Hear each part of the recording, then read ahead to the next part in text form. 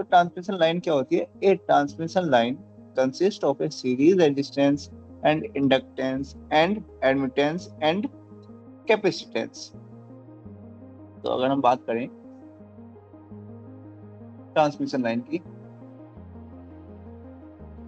Transmission lines, तो a transmission line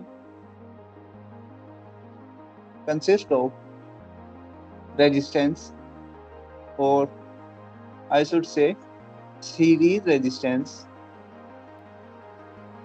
and inductance and parallel admittance and capacitance।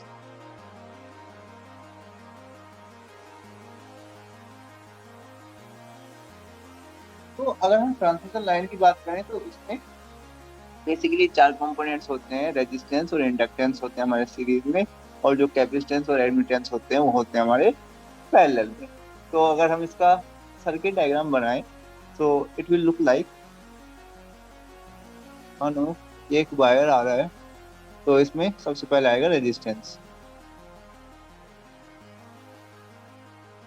That's R, then there will be a inductance and it will be in series, then there is admittance and capacitance। तो admittance और जो capacitance आएंगे वो हमारे parallel आएंगे। तो again there is admittance, that's denoted by G, and there is capacitance denoted by C। तो मान लो हमने यहाँ पे कुछ इनपुट वोल्टेज दिए, और तो जो V इनपुट का हम फंक्शन लिखेंगे, it will be written as V Z, T, और जो इनपुट करंट जाएगा वो क्या जाएगा? I Z, T। अब जो हमें आउटपुट वोल्टेज मिलेगी, यानी कि इस सर्किट में जो आउटपुट वोल्टेज मिलेगी, that will be V Z plus del Z T।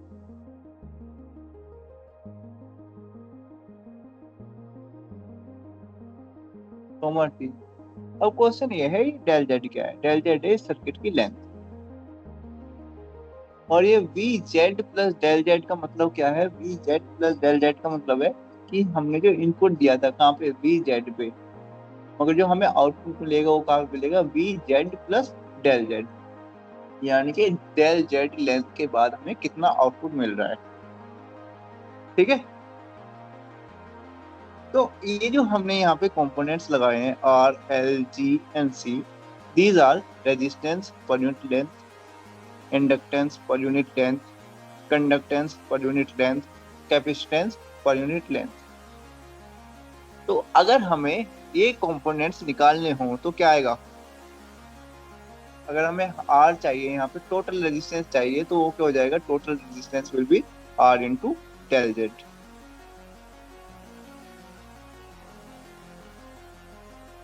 and total capacitance will be L into del Z, or total admittance will be del G into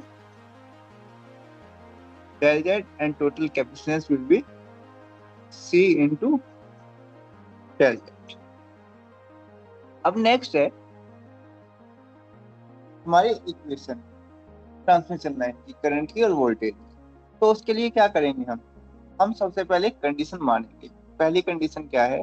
तो हमने condition मान ली, assume that the length that is del Z is very small. ठीक है, next हम इसमें लगाएंगे पहला Kirchhoff voltage law, applying KVL in above figure. अब KVL क्या कहता है? KVL कहता है आपके सर्किट में जितने भी कंपोनेंट्स हैं, चाहे वो रेजिस्टेंस है, कैपेसिटेंस है, एडमिटेंस है, वो जितने भी वोल्टेज खा रहे हैं वो किसके इक्वल होगी? वो होगी इनपुट वोल्टेज के इक्वल। और एक बार बताओ, जो हमारा रेजिस्टेंस है वो कितनी वोल्टेज खाएगा? I into R into del Z। हाँ, I into R into del Z। और जो इंडक्टेंस है वो कितनी वोल्टेज दिखाएगा? Sir I into L does it. नहीं नहीं, जो हमारा रेजिस्टेंस है ना वो करंट को डायरेक्ट रोकता है, मगर जो हमारा इंडक्टेंस है ना वो करंट को रोकता नहीं है। वो क्या करता है? करंट को रेजिस्ट करता है। रेजिस्ट करने का मतलब ये है जितना ज्यादा करंट में चेंज आएगा उतना ही रोकेगा। अगर करंट में कोई चेंज ही नहीं है तो उसको रोकेगा नहीं, जाने देगा। तो वो जो वोल्टेज खाता है उसका फॉर्मूला डायरेक्ट हम ऐसे ही निकाल सकते हैं, जैसे करंट उसमें रेजिस्टेंस में ऐसे। निकाल देते हैं V equal to I R. तो जो इंडक्टेंस में फॉर्मूला आता है वो आता है L into del I upon del T. L क्या है? इंडक्टेंस, और यहाँ पे इंडक्टेंस कितना है? L into del Z. ठीक है, अभी मैं लिखूंगा इनको, अभी मैं वर्बली बता रहा हूँ। तो जो ओके भी ओके। हमारे इंडक्टेंस है वो कितनी वोल्टेज खाता है? L into del I upon del T, यानी कि इंडक्टेंस जो है उसका, उसको मल्टीप्लाई किससे कर देते हैं? Change in current per unit time. ठीक है, अब एक बार बताओ, अगर यहाँ पे इन दोनों एजिस पे, या दोनों क्या बोल सकते हैं, तार जो भी यहाँ पर कनेक्शन है उसके कॉर्नर पे आपकी वोल्टेज है V Z plus del Z, तो आपको नहीं लगता यहाँ पे भी सेम वोल्टेज होगी?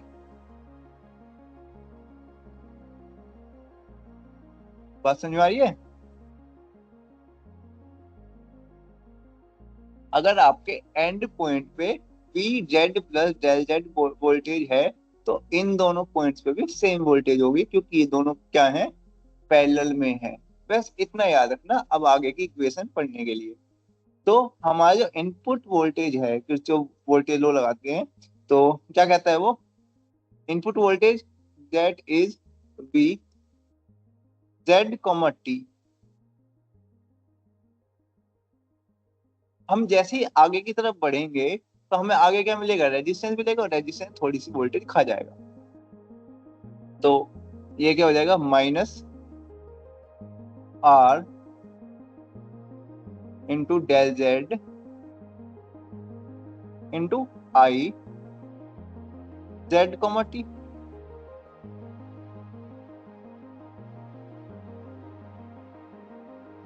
फिर और थोड़ी सी आगे बढ़े, हमारा इंडक्टेंस थोड़ी सी वोल्टेज खाएगा। वो कितनी खाएगा? Minus L into del Z del I upon del T. Del I और आई कितना है हमारा? I Z comma T. ये इक्वल होगी हमारी आउटपुट वोल्टेज के। क्यों? क्योंकि हमने कुछ इनपुट वोल्टेज दी, उसमें से कुछ ये हमारे कंपोनेंट्स खा गए, जो हमारा रेजिस्टेंस था, इंडक्टेंस था, इन्होंने थोड़ी सी वोल्टेज खा गई। और इनके खाने के बाद हमारे पास जो वोल्टेज बची है वही होगी आउटपुट वोल्टेज। तो input voltage minus the voltage consumed by the electric components equals to output voltage. Output voltage कितनी है हमारे पास? P Z plus del Z comma T. अब हम क्या करते हैं, ये जो वी जेड कॉमा टी है इसको हम आरएचएस की तरफ ले जाते हैं। तो थोड़ा सा इसको इधर उधर बखेरेंगे, फिर हमारा आंसर आएगा। तो ये क्या आएगा? Minus R into del Z into I of Z comma T minus minus L into del Z into del upon del T of I Z comma T equals to B Z plus del Z comma T minus क्या कर देंगे? V Z comma T. अब क्या करते हैं, जो हमारे पास एलएचएस है, एलएचएस में डेल जेड को कॉमन ले सकते हैं हम, क्योंकि सबके पास डेल जेड है। यहाँ पे क्या आ जाएगा हमारा? डेल जेड कॉमन आ गया। बचेगा क्या? Minus R into I of Z comma T minus L of del upon del T of I into Z comma T equals to V of Z plus del Z comma T minus V of Z comma T. अब ये जो del Z यहाँ multiply में है इसको उधर ले जाते हैं आर एस एस की तरफ किया जाएगा डिवाइड में, तो ये हो जाएगा हमारा minus R of I function किसका है Z comma T minus L del upon del T किसका I of Z comma T equals to B Z plus del Z comma T minus B of Z comma T upon में del Z.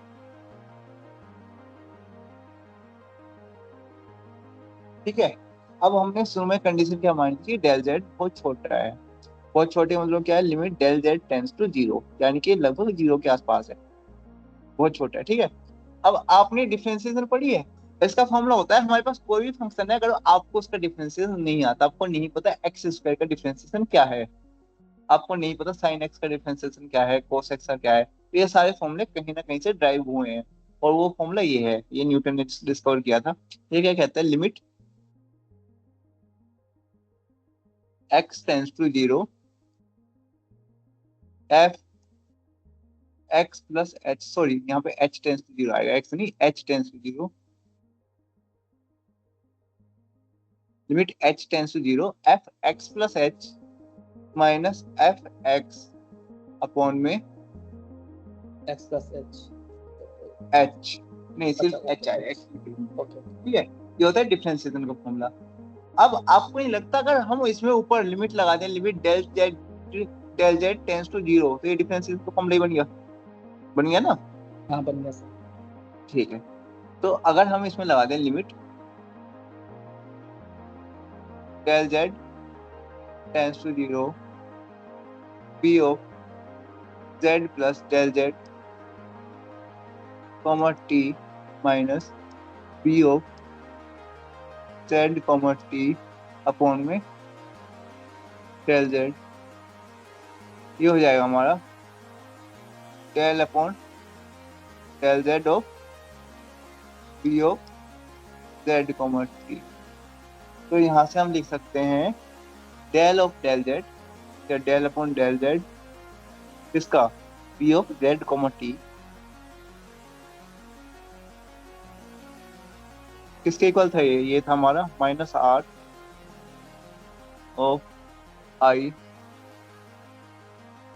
Z comma T minus L of del upon del T into I Z comma T.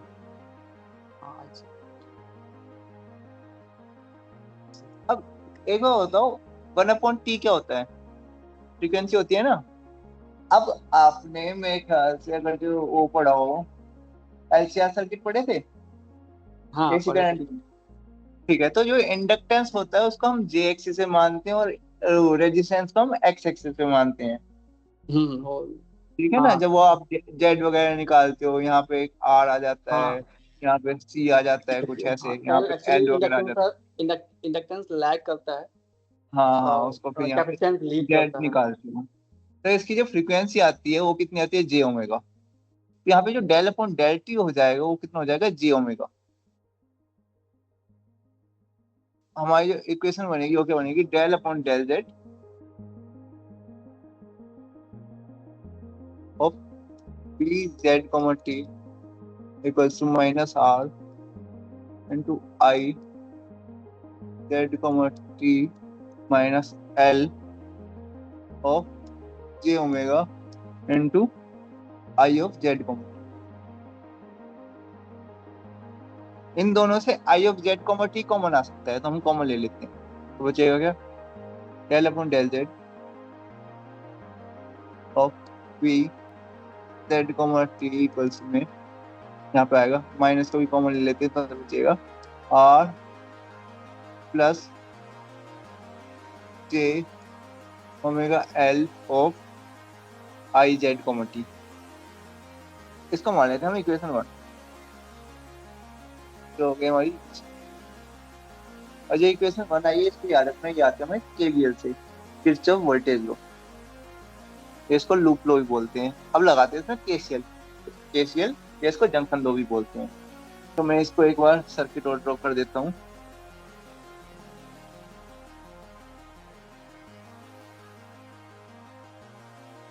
अब मान लो अगर हमारा input current आ रहा था आई of Z comma T,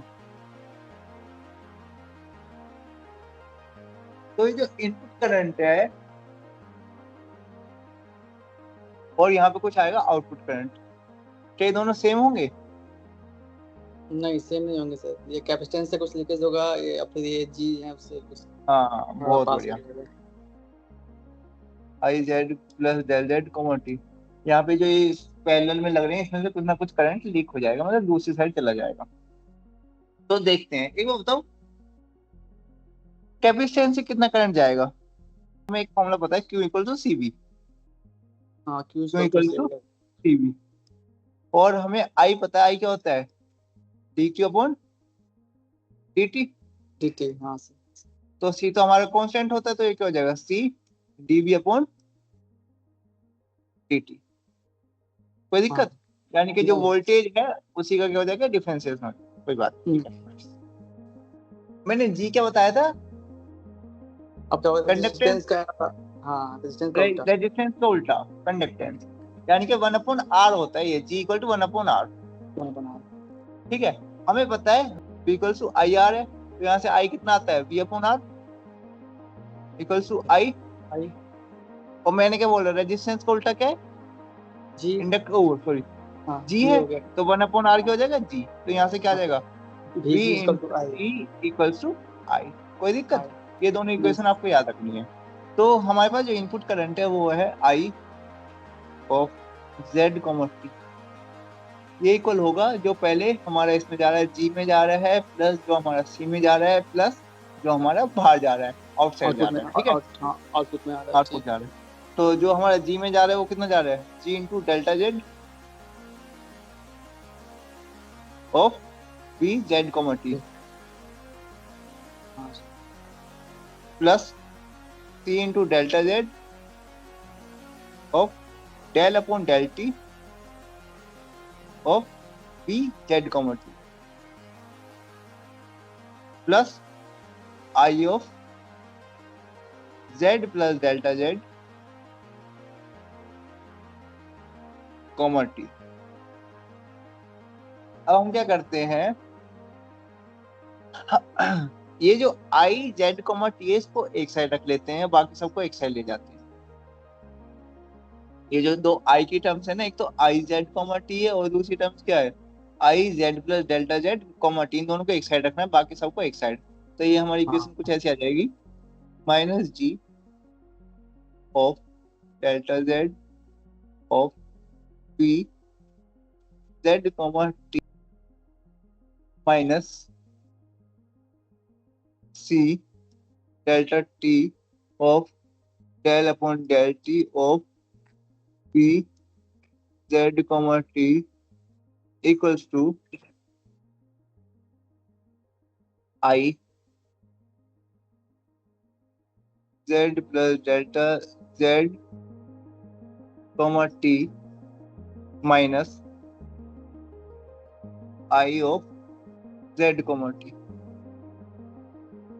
ठीक है, बाकी का स्टेप बिल्कुल सेम रखना है। क्या रखना है? हमें डेल्टा जेड कॉमन लेना है एल एच से, ये सी डेल्टा जेड, तो डेल्टा जेड कॉमन आ जाएगा, minus G of B Z common T minus C of del upon del T of B Z common T equals to, same आ जाएगा ऊपर से, I Z plus delta Z comma T minus I of Z comma T. अब हमें क्या करना है? Delta Z को दूसरी साइड ले जाना है। तो ये बचेगा हमारा minus G of V Z comma T minus C of del upon del T of V Z comma T equals में I Z plus delta Z comma T minus I of Z comma T upon में delta Z. हमें पता है delta Z क्या है, tense to zero है, तो ये क्या किसका फॉर्मूला बन जाएगा, del I upon del Z का। तो हम लिख सकते हैं del limit delta Z tends to zero I of Z plus delta Z comma T minus I of Z comma T upon में डेल्टा जेड इक्वल्स में del upon del T of I Z comma T. अब इसको ऊपर वाली equation में put कर देंगे, हमारा क्या आ जाएगा, sorry del upon del T नहीं, हम यहाँ पे आएगा del upon del Z of I Z comma T. अब हमें इसको ऊपर वाली इक्वेशन में पुट कर देना है, तो ये हमारा आ जाएगा del of del Z del upon del Z किसका, I of Z comma T equals to minus G G V Z comma T minus C और डेल अपॉन डेल टी फिर से हो जाएगा हमारा J omega of V Z comma T. अब हमें कुछ नहीं करना, वी जेड कॉमा टी को कॉमन ले लेना, यहाँ से आ जाएगा हमारा माइनस को भी बाहर ले लेना है, अंदर क्या बचेगा G plus J omega C of V Z comma T. और ये हो गया हमारी इक्वेशन 2। तो जो हमारी सेकंड इक्वेशन है वो है del upon del Z of I Z comma T equals में minus G plus J omega C into में P of Z comma T. ये है हमारी सेकंड इक्वेशन। और जो हमारी फर्स्ट इक्वेशन थी वो थी del upon del Z of V Z comma T equals to minus R plus J omega L of I Z comma T. अब एक और बताओ, स्टेडी स्टेट कंडीशन क्या होती है? स्टेडी स्टेट कंडीशन मैं बोल रहा हूँ टाइम के केस में। अच्छा स्टेडी स्टेट कंडीशन होती है जिसमें टाइम का कोई फर्क नहीं पड़ता। हाँ ठीक है, तो हम मान सकते हैं for sinusoidal steady state condition, दोनों में लगाएंगे 1 और 2। तो स्टेडी स्टेट कंडीशन क्या कहती है कि टाइम का कोई फर्क नहीं पड़ेगा, यानी कि हम टाइम के कंपोनेंट को हटा सकते हैं, फिर भी हमारी इक्वेशन क्या रहेंगी, सेम रहेंगी। तो हमारी जो ये दोनों इक्वेशन है ये क्या हो जाएंगी, D upon D Z of V Z equals to minus R plus J omega L of I Z. इसको मान लेते हैं हम इक्वेशन 3। और दूसरी इक्वेशन क्या हो जाएगी, D upon D Z of I Z equals to minus, ये सर आई जेड है सर, कॉमन में रहेगा ना सर? हाँ ये आई जेड कॉमन में रहेगा, तो सॉरी ब्रैकेट में से हाँ, रखते हैं क्योंकि ये सिर्फ जेड का फंक्शन है। हाँ G plus J omega L sorry J omega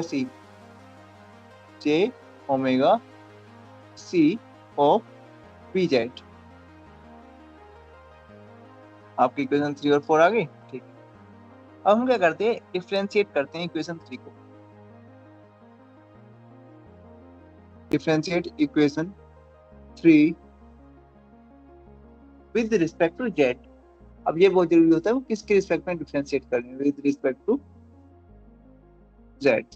So our equation will be double differentiation of Vz and double differentiation is written as d2 upon dz2 of Vz equals to minus r plus j omega l into d upon dz of Iz।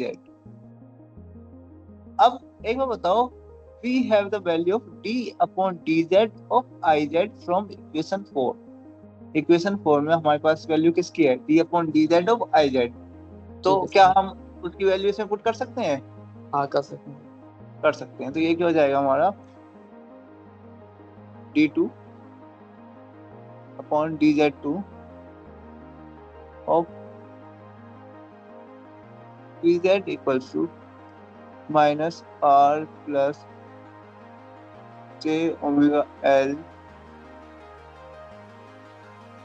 और वहां से equation क्या आ जाएगी इसकी, minus G plus j omega c of Vz। और ये कर दिया मैंने ब्रैकेट को, आपको दिख रहे हैं यहाँ पे दो माइनस के साइन है, तो माइनस माइनस के हो जाएंगे प्लस हो जाएंगे। तो हमारी ये इक्वेशन क्या बनेगी, क्या आ जाएगी, d2v upon dz2 of Vz equals to, ये हो जाएगा plus r plus j omega l into g plus j omega c of Vz। ठीक है। ठीक। अब हम क्या करते हैं, ये जो दोनों हैं ये सब क्या है, कांस्टेंट है, r plus J omega L into जी प्लस जे ओमेगा सी, ये सब क्या है, कांस्टेंट है। तो इसका हम क्या मान लेते हैं, गामा स्क्वायर, ताकि हमारी जो इस इक्वेशन को सोल्व करें तो ये थोड़ी इजी हो सोल्व करने के लिए। तो हमारे पास इक्वेशन क्या बन जाएगी, इक्वेशन बन जाएगी d2b upon dz2 equals to gamma square, ये हमने क्या लिखा है, गामा रखा है, गामा स्क्वायर ऑफ Vz। अब हम क्या करते हैं, इसको LHS ले जाते हैं, d2 upon dz2 of Vz minus gamma square Vz equals to 0। जो हमारी फोर्थ इक्वेशन है ना, उसको भी अगर हम जेड के रिस्पेक्ट में डिफरेंशिएट करें, आप करके देखना तो बिल्कुल सेम ही आएगा, d2 upon dz2 of Iz minus gamma square Iz equals to 0। अब आपने ये इक्वेशन कहीं तो देखी, इसको मैं मान लेता हूँ 5 और 6।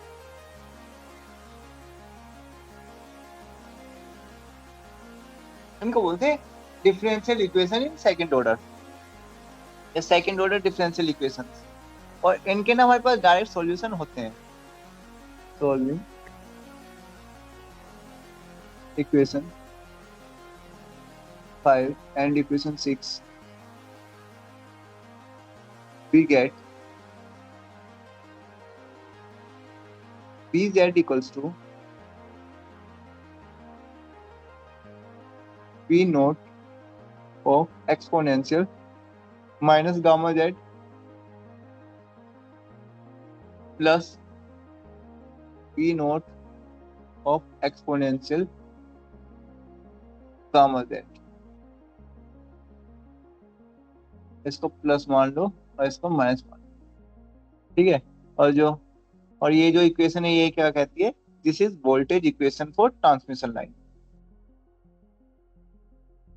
नेक्स्ट हमारी आई जेड की भी बिल्कुल सेम इक्वेशन आएगी। आई जेड इक्वेशन में I naught of exponential minus gamma Z plus I naught of exponential plus gamma Z. इसको सिर्फ गामा जेड भी लिख सकते हैं, और इसको प्लस मान लो, इसको minus, and this equation is current equation for transmission line.